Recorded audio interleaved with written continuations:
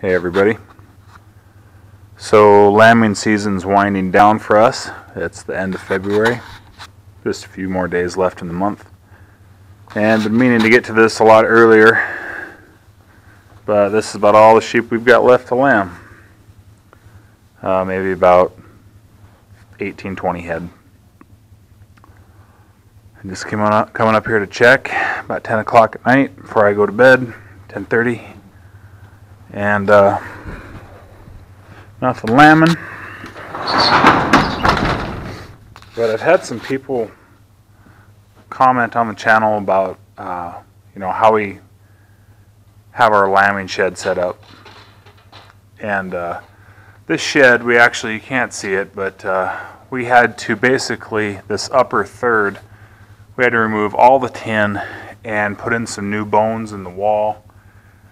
The people that built this shed 40 years ago weren't very good carpenters, and we ended up with a lot of rot. So before the season started, we basically had to dismantle, re-tin, and restructure the shed on this end.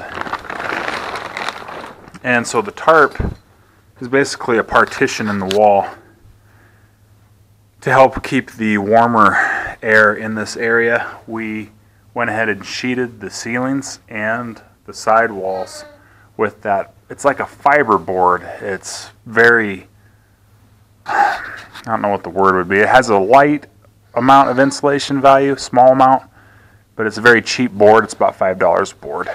So it really helps keep the warm air in, especially in this area where we bring in our new lambs.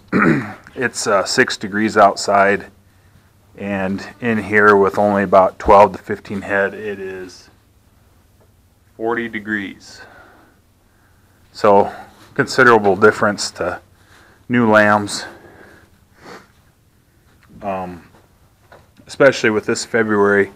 This just came in the nick of time because this is probably one of the coldest Februaries we've ever encountered, especially for the February lambing.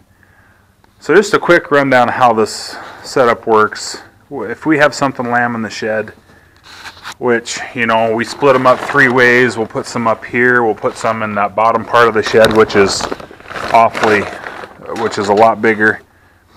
Put them in here overnight. Any new ewes that lamb, we'll bring them in and jug them in these jugs. We've got about 24 or so jugs. And we'll put them here for a period of 12 to 24 hours generally. And once they're all straightened out, they're all mothered up good, sucking good, and everything's good, we move over into this area, into the lean-to.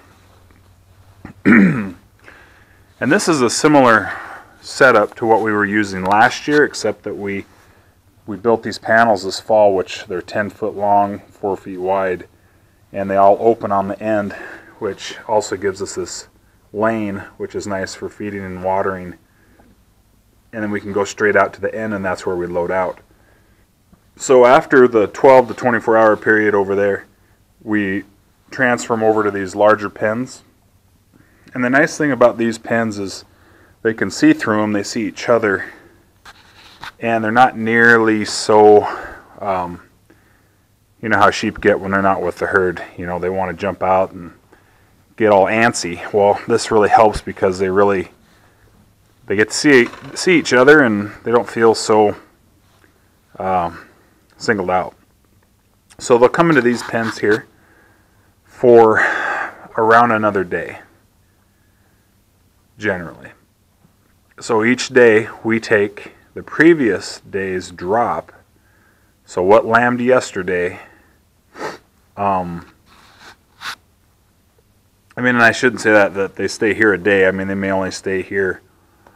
For example, if yesterday morning, I had a set of twins, and they were over there in those jugs for most of the day, say about 10, 12 hours, I would move them over to here yesterday evening. They'd have been here all last night, and then this morning, late morning, if they were all good, I probably would haul them out. So anywhere from a day to 2 days, depending on the weather, depending on the condition of the lambs, how they're doing, I'd take and haul them out. We have some other smaller sheds with some small lots around them, and we'll take and haul out small amounts at a time of our pairs to there's about 4, 5, 6 of these locations we go to, until we get about 20 to 30 pairs at each location. Then we dock them and then combine the bunches as they get older. So basically we're constantly moving. We're moving from there, we're moving to here, and then we're moving out, all within a span of about 2 days. And that's really the only way with the February lambing that it works. I mean, you got to keep them pretty well protected. Got to keep everything clean. Keep these pens clean, so you can avoid getting coccidiosis in your lambs. And the nice thing about it is you seem to do better. I mean, definitely you do better as far as getting more live lambs. This year we're probably running close to 75% multiple births, and that's twins and triplets. Probably 25% singles, and man, we're having a lot of triplets this year, which is a pretty good indicator of a good year, generally when they multiple birth like that. Another advantage to the February lambing is you get to turn the bucks in September, which is better for them. They perform better, you get more ewes bred. The ewes are in better condition, so they breed out better. You generally get more multiple births. And so that works out good. So you get a better percentage out of your ewes and lambs. And another thing we're doing here by doing it early, this used to be a sheep ranch where they made their entire living off of sheep. We range lambed, and the cows were a side income, and now the reverse is true. The cows are the main income, the sheep are the side income. So to get double duty out of our sheds, the smaller chore, which is the sheep, they got to be lambed early, so that by the time they're done lambing the cows and calves, the sheds are open for the cows and calves, and the lambs can pretty well take pretty close to whatever nature throws at them within reason. You still got to have a backup plan. So, I mean, it wouldn't be uncommon, like this year, to dock somewhere around 160%. And that's docked, that's not lambed. I mean, a lot of people say, oh, I lambed 180, 90%. Well, did you count your bums? They probably counted their bums, they probably counted their dead lambs, they probably counted everything that came out of the ewe. We're talking about just what we dock.